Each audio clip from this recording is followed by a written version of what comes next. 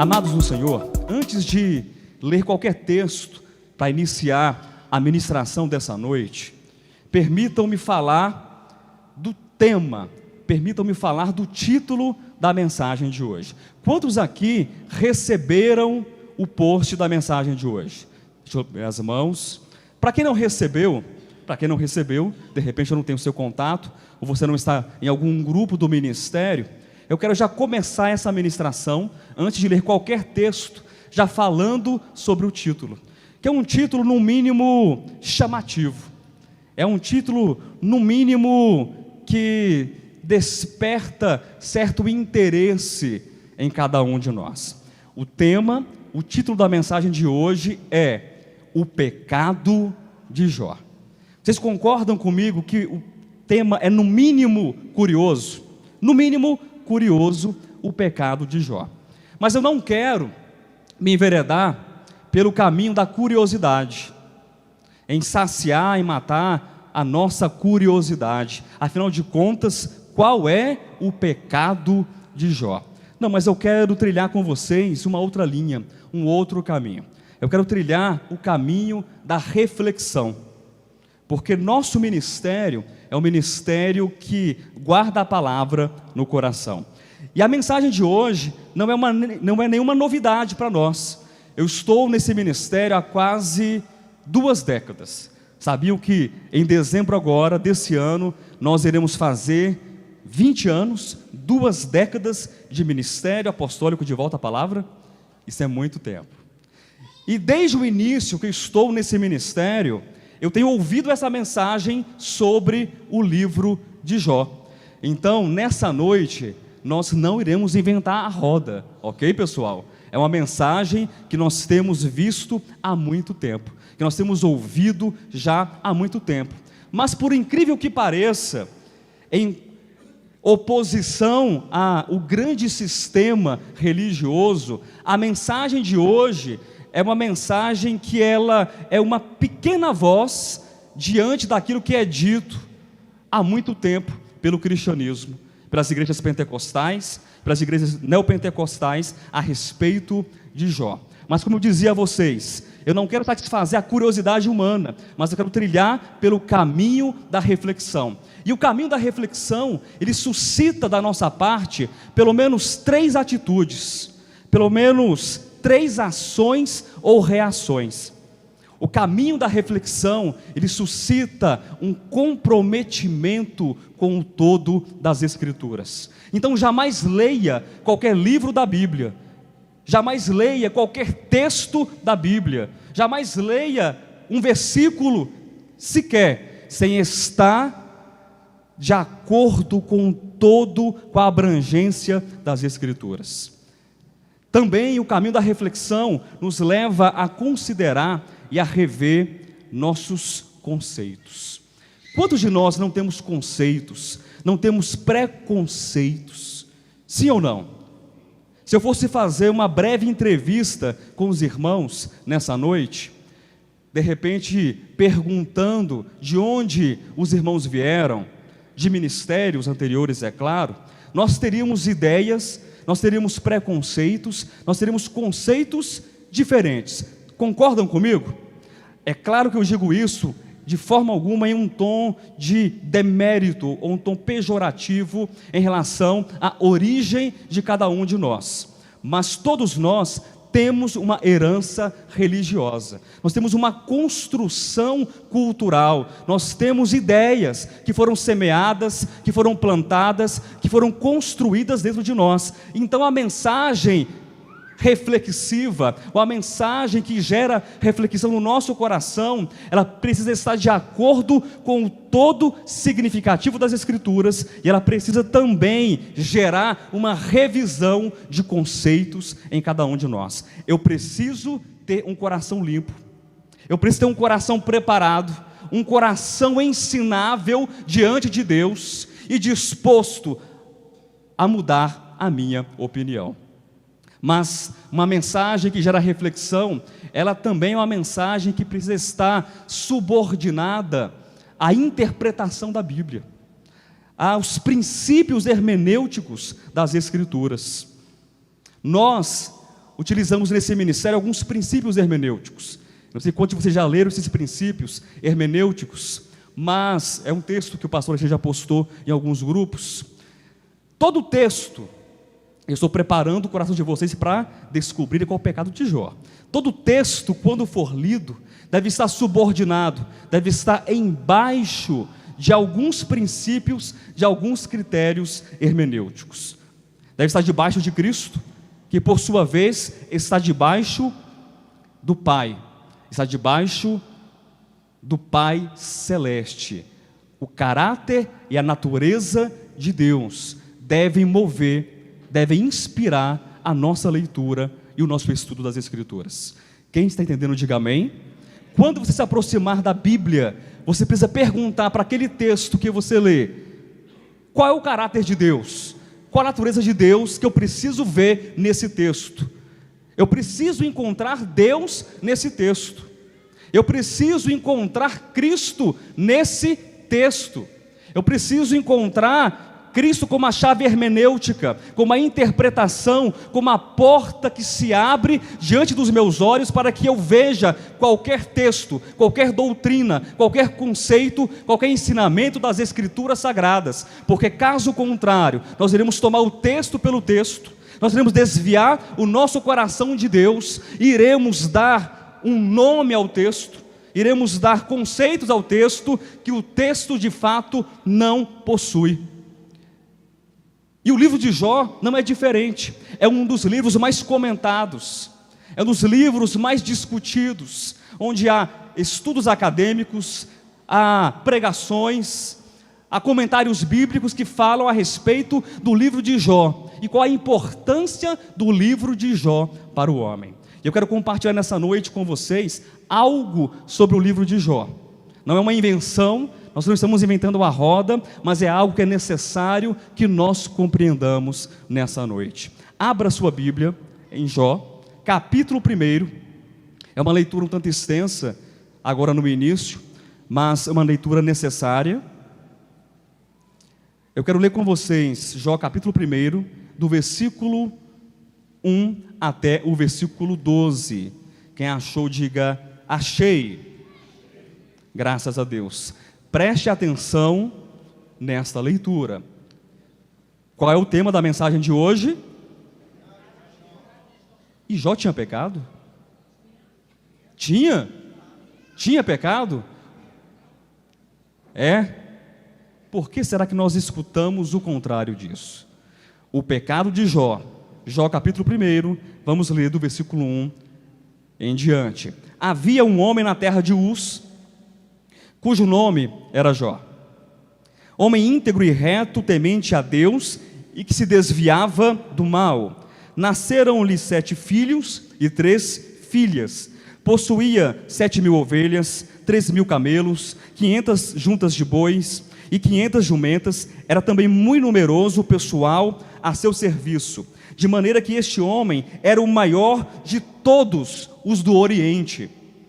Seus filhos iam às casas uns dos outros e faziam banquetes, cada um por sua vez, e mandavam convidar as suas 3 irmãs a comerem e beberem com eles. Decorrido o turno de dias de seus banquetes, chamava Jó a seus filhos e os santificava.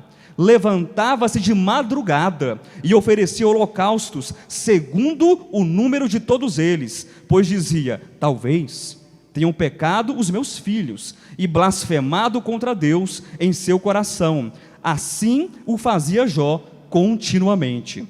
Num dia em que os filhos de Deus vieram apresentar-se perante o Senhor, veio também Satanás entre eles. Então perguntou o Senhor a Satanás: de onde vens?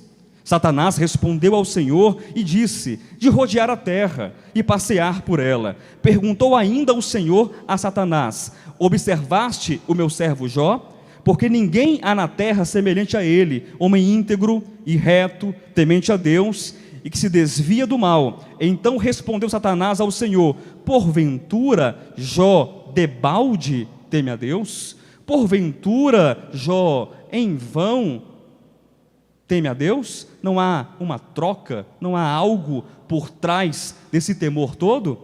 Acaso, versículo 10, não o cercaste com sebe, a ele, a sua casa e tudo quanto tem? A obra de suas mãos abençoaste, e os seus bens se multiplicaram na terra? Estende, porém, a mão, e toca-lhe em tudo quanto tem, e verás se não blasfema contra ti na tua face. Disse o Senhor a Satanás: eis que tudo quanto ele tem está em teu poder, somente contra ele não estendas a mão. E Satanás saiu da presença do Senhor. Eu sei que os irmãos conhecem a história de Jó, é uma história muito conhecida no meio cristão, e sabem que a partir do versículo 13 em diante, uma sucessão de infortúnios acometem Jó. Um homem, segundo a declaração do texto, era reto, era íntegro, temente a Deus e que se desviava do mal. E afinal de contas, então um homem como esse tinha ou não tinha um pecado? Será que Jó tinha algum pecado? O pecado de Jó, que é o tema da mensagem de hoje, que é a proposta desse tema. E eu pesquisei um pouco sobre o livro de Jó, li alguns comentários a respeito do livro de Jó. E os irmãos pasmem, dos mais diversos comentários, dos mais simples, daqueles que são escritos por gente comum, como nós, ou também comentários que são escritos por acadêmicos. E ora, um comentário acadêmico não é feito numa sentada só, ele gasta tempo, é algo que gasta tempo para ser feito um comentário acadêmico. E nesses comentários, eu cheguei a ler que Jó tinha um pecado sim. E Jó sofreu, pastor Alexandre, esses infortúnios, esses sofrimentos, porque Jó não era dizimista. Porque em nenhum ponto daqui do livro de Jó é declarado que Jó pagava o dízimo, que Jó devolvia o dízimo para Deus. Para vocês terem ideia das coisas assombrosas que declaram a respeito do livro de Jó. Mas há um outro comentário, que é semelhante a muitos que estão na internet, também em livros, que o que aconteceu, na verdade, foi uma grande disputa cósmica entre Deus e Satanás. De um lado Deus e do outro Satanás, porque é o que nós lemos numa leitura superficial do texto, mas eu disse a vocês que todo o texto tem que estar subordinado ao quê? Aos princípios hermenêuticos de leitura e de interpretação das Escrituras. O todo significativo, ele só tem sentido para nós quando o meu texto da Bíblia está debaixo de Cristo, que é a expressão exata de Deus, que revela o caráter de Deus, e debaixo do próprio Pai Celestial, da natureza, do caráter de Deus. Então, há pessoas que dizem que Jó não era dizimista, e há pessoas que dizem também que havia uma disputa a respeito de Deus e Satanás. Quem iria vencer? Os homens de Deus ou os homens de Satanás? Quem iria vencer essa disputa?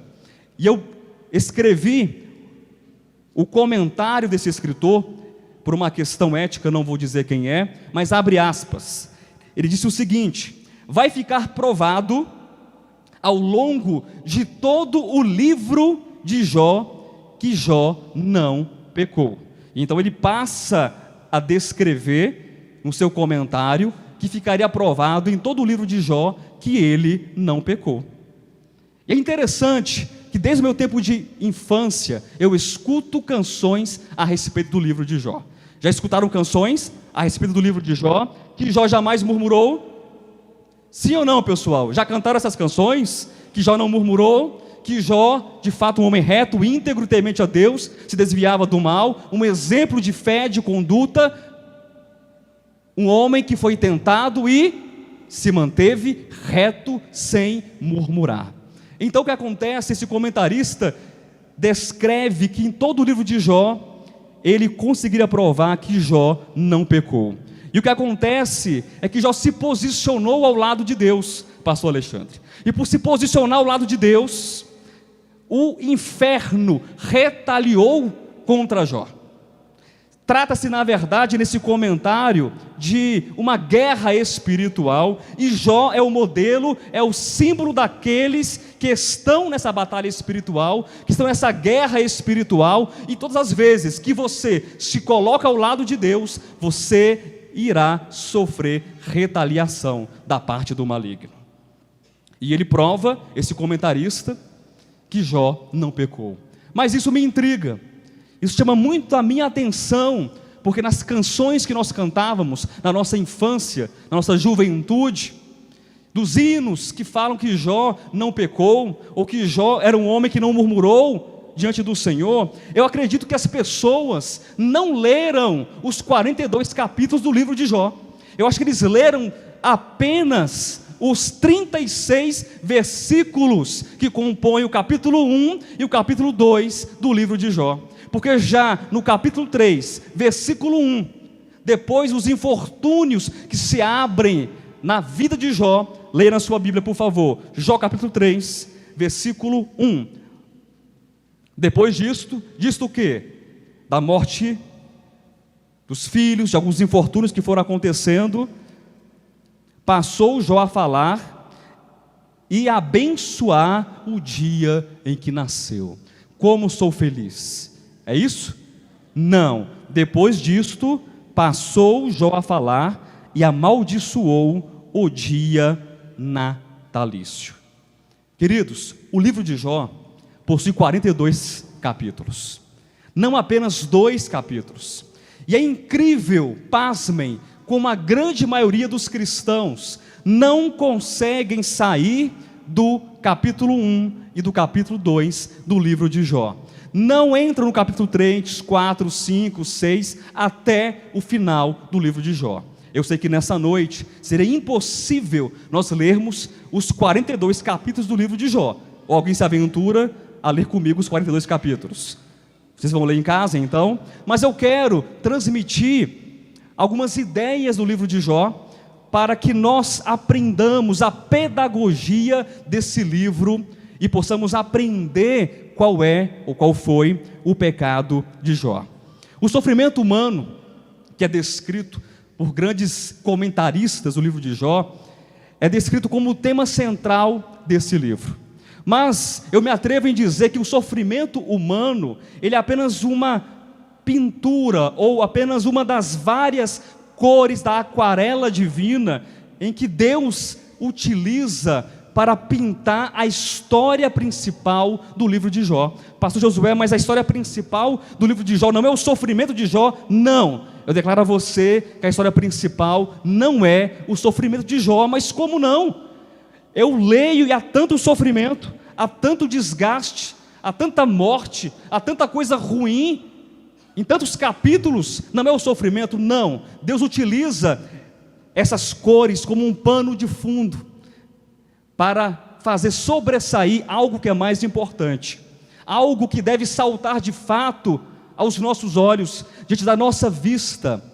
Aquilo que é mais importante no livro de Jó é que a justiça humana não é capaz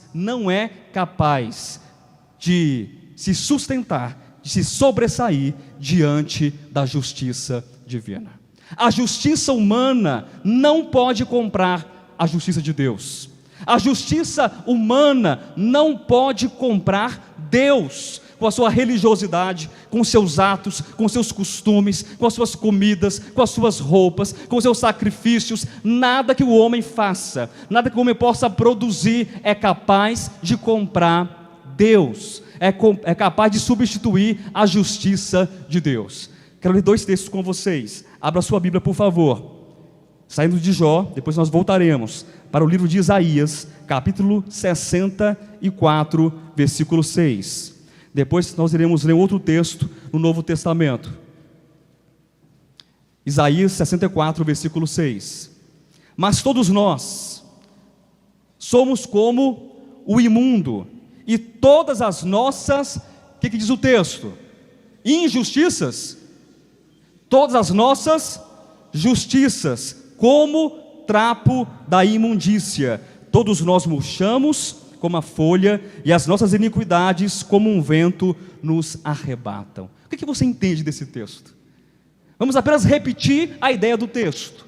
O texto diz o quê? Que a minha justiça, que a tua justiça, que as nossas justiças são como o quê? O trapo de imundícia. Aquilo que eu faço não me justifica diante de Deus. As tuas obras não te justificam diante de Deus. A tua bondade não te justifica diante de Deus. Os sacrifícios que Jó fazia pelos seus filhos, de repente pensando, algum deles pode ter pecado contra Deus. Então, após aqueles banquetes, Jó sacrificava, Jó ofertava, Jó fazia algo para não pecar contra Deus. Ele era um homem religioso, que pensava que o seu padrão, que a sua conduta poderiam justificá-lo diante de Deus. Então, o sofrimento não é a tônica do livro, o sofrimento não é o motor desse livro, mas apenas o pano de fundo que nos evidencia agora algo que é maior, que nos faz olhar em direção a Deus, para nós então nos contemplarmos, e Jó fará isso apenas no final desse livro, e agora nos reconhecermos diante de Deus. E ao nos reconhecermos, nós precisamos entender que a justiça humana, seja ela qual for, não é capaz de nos justificar diante de Deus. Vamos ler outro texto? Efésios, capítulo de número 2. São todos textos muito conhecidos. Efésios 2, versículos 8 e 9. Quem achou, diga amém. Diz assim: porque pela graça sois salvos. Quem foi salvo pela graça, diga amém. Mediante a fé, e isto não vem de vós, é dom de Deus. O que é que não vem de você, meu querido? Pela graça sois salvos, mediante a fé, e isto não vem de vós, é um dom de Deus. A fé salvadora vem de você? A graça salvadora vem de você? Mas o que é a graça? O que é a fé? Um dom de Deus. Versículo 9. Essa salvação não é de obras, para que ninguém se glorie. Eu sei que essa igreja está clara a respeito disso, mas às vezes nós esquecemos, eu não diria do papel da salvação, ou de como a salvação ela nos alcança, mas às vezes nós pensamos que somos muito justos diante de Deus, somos muito retos, pastor Alexandre, muito íntegros diante de Deus, e precisamos então, ao olhar para o livro de Jó, verificar que às vezes pensamos como Jó também pensava, que os meus sacrifícios, que as minhas ofertas, ou que o meu caráter, que a minha bondade podem me justificar diante de Deus. Então o problema do livro de Jó não é o sofrimento humano, nem tampouco o sofrimento de Jó. Vamos prosseguir. O sofrimento é um evento da vida humana. Sabiam disso? Quem é que sofre aqui? Levanta a mão. Todo mundo sofre. E os sofrimentos são variáveis, é claro. Mas imagine só então um livro que fosse escrito para dizer que o justo não deve sofrer. Será que esse livro foi escrito para isso? Ou que o justo sofre, então pelo seu sofrimento, quanto mais ele sofre, mais preparado ele está e mais salvo ele está? Tem lógica essa razão? Então o sofrimento, ele é comum à existência humana. Eu li um texto no início dessa reunião, Mateus capítulo 5, versículo 45, que Deus, Ele faz o seu sol, o sol de Deus, porque o sol pertence a Deus, sim ou não? Deus faz esse sol que é dele, nascer sobre justos e injustos. Deus faz a sua chuva, porque a chuva pertence a quem? A Deus. Faz essa chuva cair sobre bons e sobre maus. O que eu aprendo nesse texto? Que Deus, Ele não olha para o Cádimo e fala assim: Cádimo, você é justo, então farei nascer o sol sobre você. Agora Gil, você não é justo, então o sol não nascerá sobre você. Deus não é assim. O sofrimento faz parte da caminhada, o sofrimento faz parte da existência humana. Eu quero ler 2 textos com vocês, para nós desmistificarmos que o livro de Jó é um livro que fala sobre o sofrimento, que o tema central do livro de Jó é o sofrimento humano. Abra sua Bíblia, por favor. João capítulo 16, versículo 33.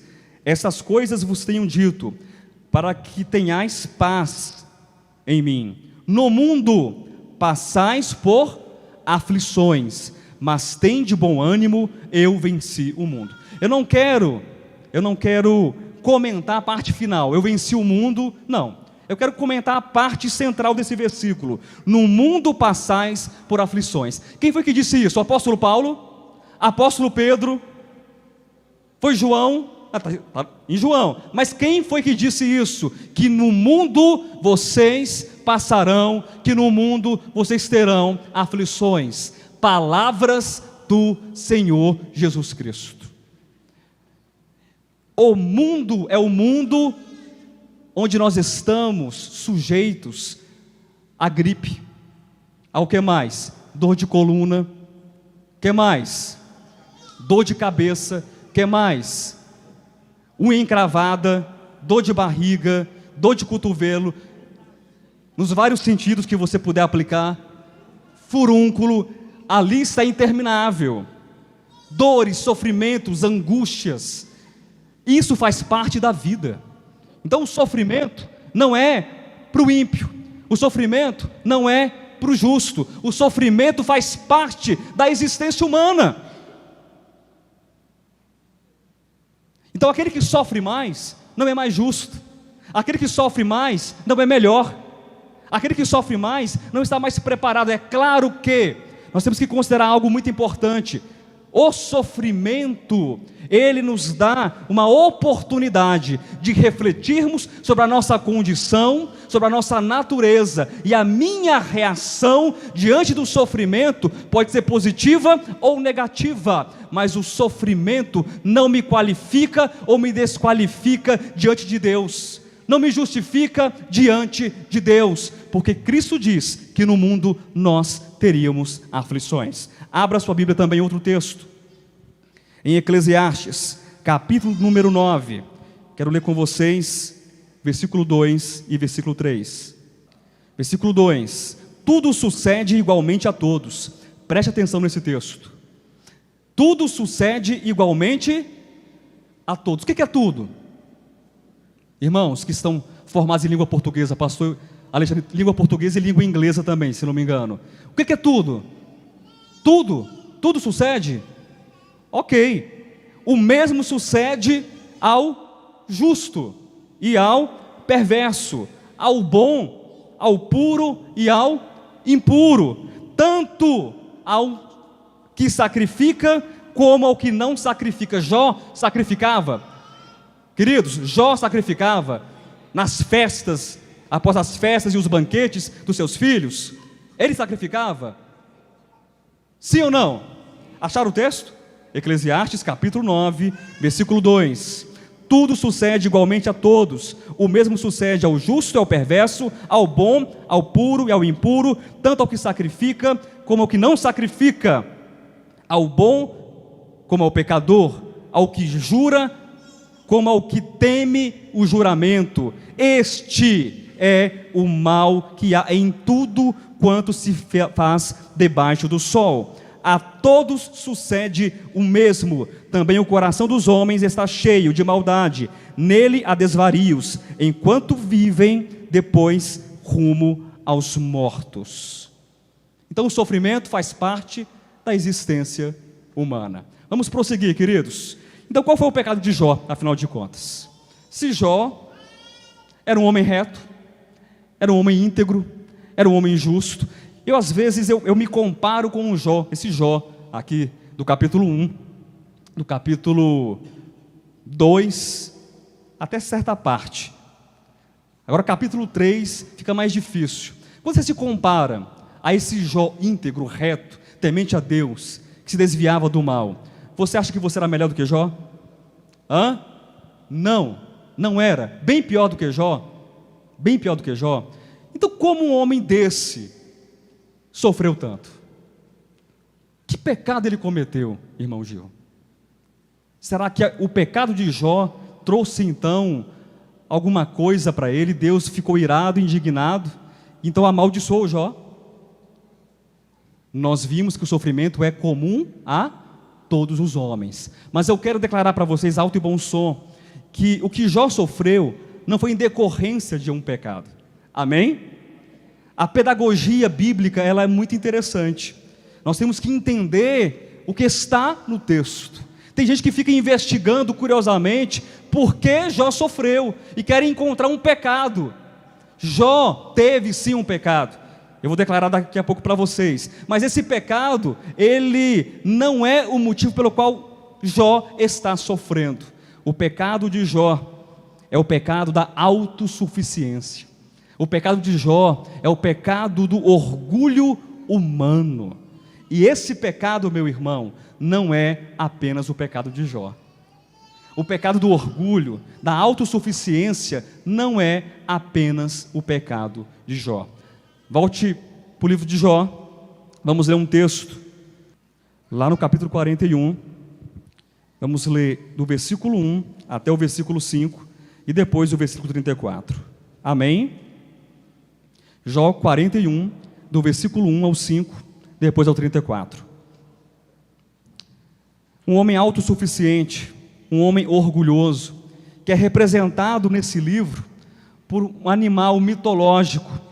Aqui, na nossa tradução, provavelmente está crocodilo, mas a melhor versão, a melhor tradução seria Leviatã, um animal mitológico, da mitologia fenícia, da mitologia canaanita, que vivia nos oceanos, devorando os marinheiros, tragando os barcos, um animal feroz. Vamos verificar o que a Bíblia diz sobre esse animal. Podes tu, perguntando Deus a Jó, apanhar o Leviatã, ou lhe travar a língua com uma corda? Podes meter-lhe no nariz uma vara de junco, ou furar-lhe as bochechas com um gancho? Acaso te farás muitas súplicas? Ou te falará palavras brandas? Fará ele acordo contigo? Ou tomá-lo-ás por servo para sempre? Brincarás com ele como se fora um passarinho? Ou tê-lo-ás preso à correia para as tuas meninas? Versículo 34, ele, retomando o texto do início, o Leviatã, ele olha com desprezo tudo o que é alto, é rei sobre todos os animais orgulhosos. Será que Deus está preocupado em falar sobre animais na Bíblia? Realmente? Ou esse texto representa e simboliza a natureza do homem? Ou esse texto simboliza e sinaliza de fato o coração de Jó, que era um homem que estava ali perguntando para Deus: por que eu estou nessa situação? Por que eu estou nessa condição? Porque eu não sou merecedor desses sofrimentos, porque eu sou reto, porque eu sou bom, porque eu sou justo e me desvio do mal. Mas Deus, ele pergunta para Jó a respeito do Leviatã, e esse Leviatã é uma representação do coração humano, do coração de Jó, do meu coração e do seu coração, um coração orgulhoso, que vê tudo que é alto e é rei sobre todos os animais orgulhosos. O pecado de Jó era o pecado do orgulho, era o pecado da altivez, era o pecado da autossuficiência. Mas esse pecado da autossuficiência, ele está enraizado em algo que é muito maior do que o próprio pecado da autossuficiência. Está enraizado numa condição humana. E essa condição humana, ela é vista em cada um de nós, em maior nível ou em maior nível, em menor grau ou em maior grau. Que condição humana é essa? Desconhecimento de Deus. Jó não conhecia a Deus. E quantos de nós também não conhecem a Deus? Já parou para pensar o quanto você conhece de Deus? O quanto você de fato conhece o Senhor? Ou você conhece apenas uma cartilha a respeito de Deus? Ou como Jó vai declarar lá na frente, que conhecia a Deus apenas de ouvir falar, religiosamente, ou aquilo que Deus é pintado, a maneira como Deus é pintado diante dos nossos olhos. Quantas vezes nós lemos as Escrituras e nós não somos capazes de extrair das Escrituras, de fato, o caráter de Deus, a essência de Deus, a natureza de Deus, a bondade de Deus, e ainda enxergamos um Deus malvado, um Deus irascível, um Deus que escolhe alguns para fazer cair a chuva sobre eles, um Deus que faz acepção de pessoas, um Deus que olha para o homem e mede o homem pelo outro homem. Deus é assim para você? O seu Deus é assim? Deus não é assim. O orgulho de Jó foi o seu grande pecado. Jó possuía um elevado senso de justiça humana, uma justiça religiosa. Jó se orgulhava de quem ele era. Abra sua Bíblia, ainda em Jó, capítulo 27, versículo 1 até o versículo 6. O que Jó pensava a respeito de si mesmo? Qual era o pecado de Jó? Autossuficiência, orgulho, presunção e tudo que você puder colocar nesse barco, mas isso parte do quê? De uma condição humana. Jó não conhecia a Deus. E aquele que não conhece a Deus, não conhece também a si próprio. Jó 27, do versículo 1 ao versículo 6. Prosseguindo Jó em seu discurso, disse: tão certo como vive Deus, que me tirou o direito, e o Todo-Poderoso, que me amargurou a minha alma. Esse é o Jó que não murmura? Esse é o Jó, conforme o comentarista que eu li no início do texto, aqui da mensagem, diz que eu posso ler todo o livro de Jó, e eu não vou encontrar pecado algum no livro de Jó, que Jó não pecou em absoluto. Deus que me tirou o direito, que me amargurou a alma.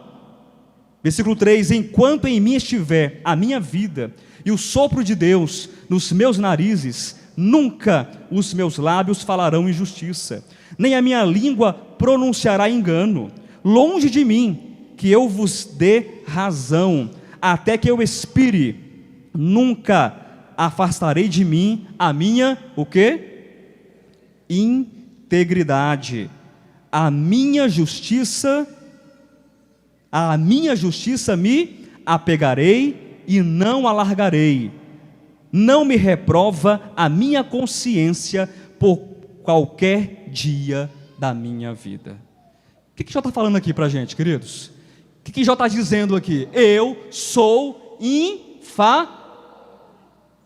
complete a palavra, eu sou infalível. A minha consciência não me reprova. A minha consciência, todos os dias da minha vida, não me reprova. O pecado de Jó era o orgulho, a insensatez, a altivez, a presunção, a autossuficiência. E então nós aprendemos na pedagogia do livro de Jó, que não fala de maneira marcante sobre o sofrimento, mas apenas como um pano de fundo, que o homem é orgulhoso, que o homem é irascível, que o homem é tendencioso, que o homem é jactancioso, que o homem ele é autossuficiente no seu orgulho e se afasta de Deus por não conhecer a Deus. E esse é o pensamento comum, esse é o pensamento religioso de pessoas que acham que as suas obras podem garantir, como dizem eles, um lugarzinho no céu, podem garantir a sua salvação, mas se esquecem que a salvação é um dom gratuito de Deus, se esquecem que nós fomos redimidos, fomos salvos pelo sangue puro do Cordeiro de Deus, Cristo Jesus. Se esquece que o homem deve estar fiado não na sua própria justiça, mas que deve estar fiado, firmado na justiça de Deus, comprometido com Deus, com a sua palavra, com o seu evangelho e com a sua graça. Pastor, mas nós não somos assim, somos uma igreja madura, graças a Deus por isso. Então permaneça assim, maduro, fiado na graça, fiado no Espírito, fiado em Deus, fiado no evangelho. E todas as vezes que de repente o orgulho bater a porta do seu coração, porque ele está do lado de fora, não está dentro de nós, você pode repreender o orgulho em nome de Jesus. Pode repreender a altivez em nome de Jesus. Pode repreender a autossuficiência em nome de Jesus e dizer que você caminha debaixo da vontade, da graça e do sustento de Deus. Deixe-me ler mais um texto para vocês, ainda em Jó, capítulo 23, do versículo 1 ao versículo 11. Mais um texto longo, mas que vale a pena ser lido. Respondeu Jó: ainda hoje a minha queixa é de um revoltado. Já se revoltou contra Deus alguma vez aqui, meu irmão? Já? Eu já me revoltei contra Deus. Apesar de a minha mão reprimir o meu gemido. Versículo 3. Se eu soubesse onde o poderia achar. Jó está falando de quem aqui? Se eu soubesse onde eu pudesse achar Deus, então me chegaria ao seu tribunal. O que Jó faria nesse momento? O homem que, segundo alguns comentaristas, não tinha pecado algum. Um homem reto, íntegro, temente a Deus. E eu acredito que Jó era reto. Eu acredito que Jó era íntegro e temente a Deus e se desviava do mal. Mas Jó fazia isso de maneira religiosa. Versículo 3.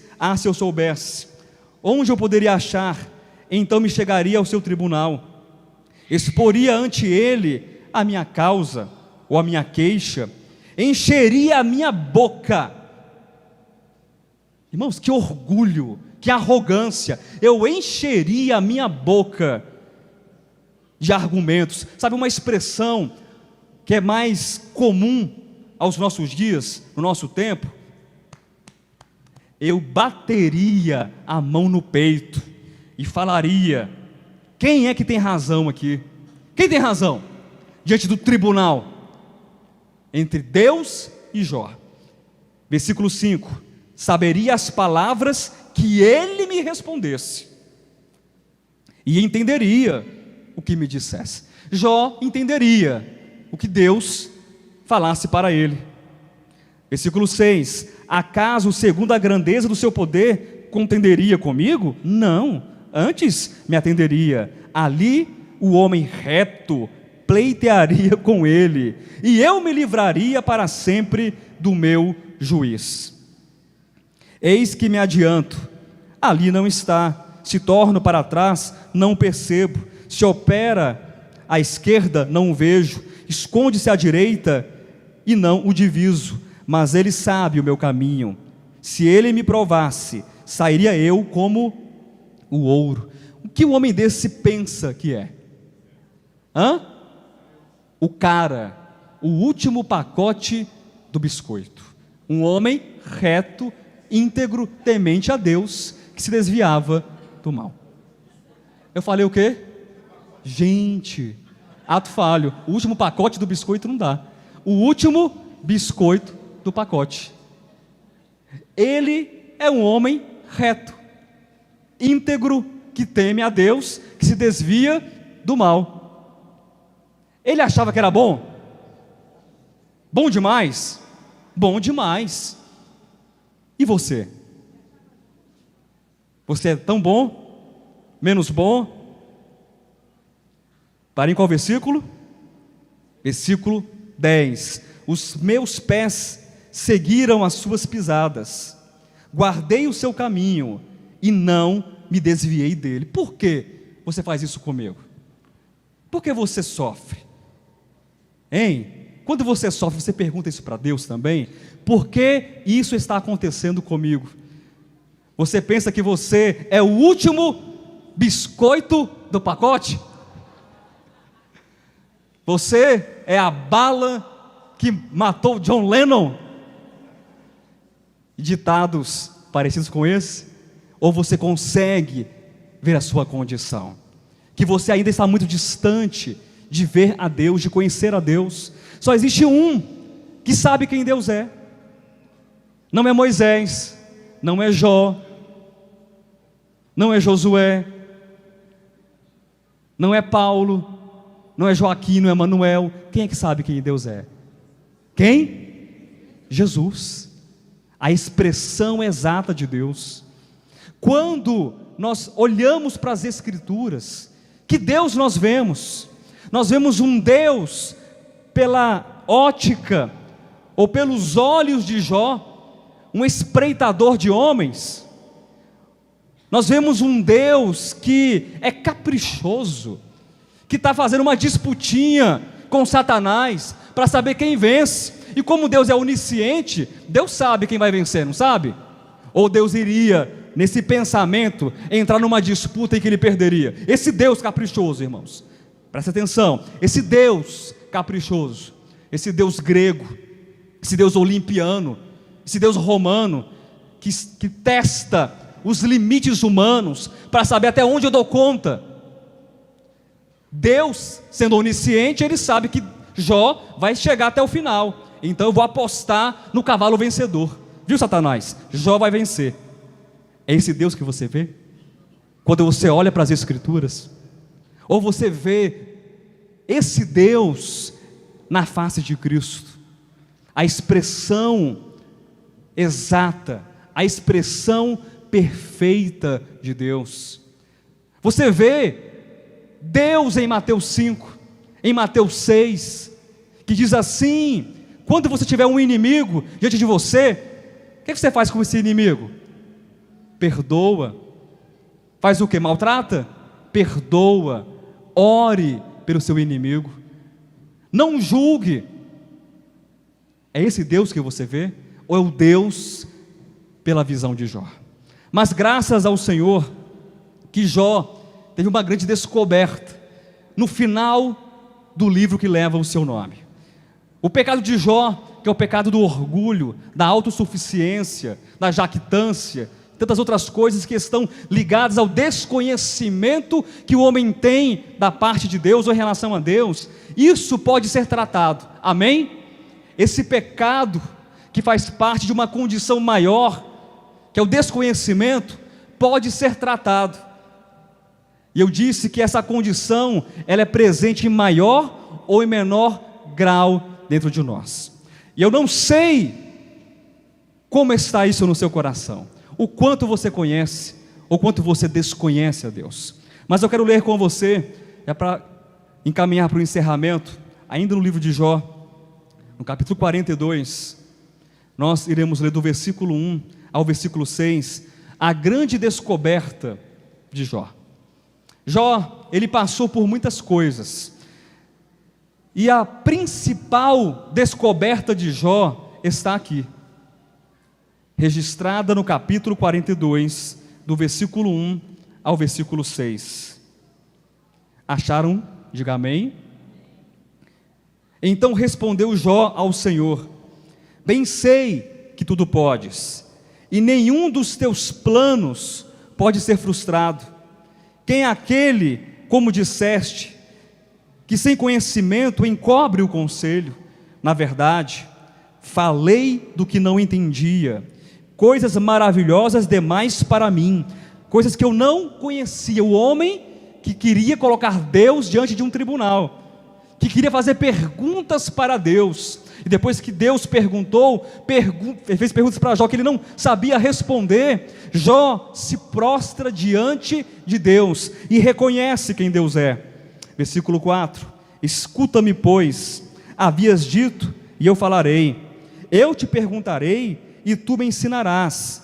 Eu te conhecia só de ouvir, mas agora os meus olhos te veem, por isso me abomino e me arrependo no pó e na cinza. É a grande descoberta do livro de Jó. E é interessante que essa descoberta deve ser diária em nossas vidas. Não se preocupe em categorizar, em descrever o pecado de Jó, porque, meu irmão, o pecado de Jó é um pecado que todos nós compartilhamos, infelizmente. O orgulho, a insensatez, a altivez, a autossuficiência, em maior ou em menor grau. Mas a nossa preocupação, e nessa pedagogia bíblica, nessa pedagogia divina, nós precisamos nos atentar para a grande descoberta de Jó, para a grande descoberta desse protagonista, ou melhor, desse coadjuvante dessa história, porque o protagonista é o próprio Deus, porque esse livro, ele aponta para o eixo das Escrituras, aponta para a mensagem principal das Escrituras, que mesmo sem entender, Jó, no capítulo 19, versículo 25, ainda meio turvo do pensamento, ele declara: eu sei que o meu Redentor vive. Só que ele não tinha consciência ainda dessa declaração. No capítulo 42, ele declara então que ele conhecia Deus apenas de ouvir falar. Ele não sabia quem Deus era. E quando o homem encontra Deus, quando o homem vê Deus, o homem se reconhece, o homem entende quem ele é, a sua pequenez, a sua limitação, a sua arrogância, tudo isso cai por terra. Tudo isso cai por terra, porque nós nos vemos, nos percebemos e entendemos que somos abomináveis diante do reto, do íntegro, do justo, do soberano, do misericordioso. E eu sei que eu preciso de Deus para viver, eu sei que eu preciso de Deus para tudo nesta existência humana. E este homem, do versículo 6 aqui do capítulo 42, que se abomina e se arrepende no pó e na cinza, é o mesmo homem representado pelo apóstolo Paulo no seu livro de Romanos. Abra sua Bíblia, por favor. Eu encerro com esse último texto, capítulo 7, versículo 24 e versículo 25. Já convido o Ministério de Louvor para estar se preparando para vir para cá. Esse homem, no capítulo 42, que se reconhece, se abomina no pó e na cinza, ele é descrito em Romanos capítulo 7, versículo 24 e versículo 25, depois adentrando para o capítulo 8, como uma resposta, uma solução para essa condição. Desventurado homem que sou, quem me livrará do corpo desta morte? Um homem desventurado, um homem incapaz, um homem limitado. Graças a Deus por Jesus Cristo, nosso Senhor, de maneira que eu de mim mesmo, com a mente sou escravo da lei de Deus, mas segundo a carne da lei do pecado. Agora, pois, já nenhuma condenação há para os que estão em Cristo Jesus. É alguém que se reconhece em Deus, é alguém que se percebe agora como um dependente de Deus. Meu irmão, não esqueça que o grande serviço, a grande escola do livro de Jó, não é falar sobre o sofrimento humano, não é falar o quanto que Jó sofreu e tadinho dele, ele foi virado ao avesso, virou uma ferida humana, virou puro pus, tadinho. Depois foi recompensado, porque quem sabe se tornou dizimista. Não, o grande ensinamento do livro de Jó é conhecer a Deus, a natureza de Deus, a face de Deus, o coração de Deus, a graça de Deus, o coração de Deus. E isso todos nós precisamos conhecer cada dia das nossas vidas. Amém? Aplauda o Senhor.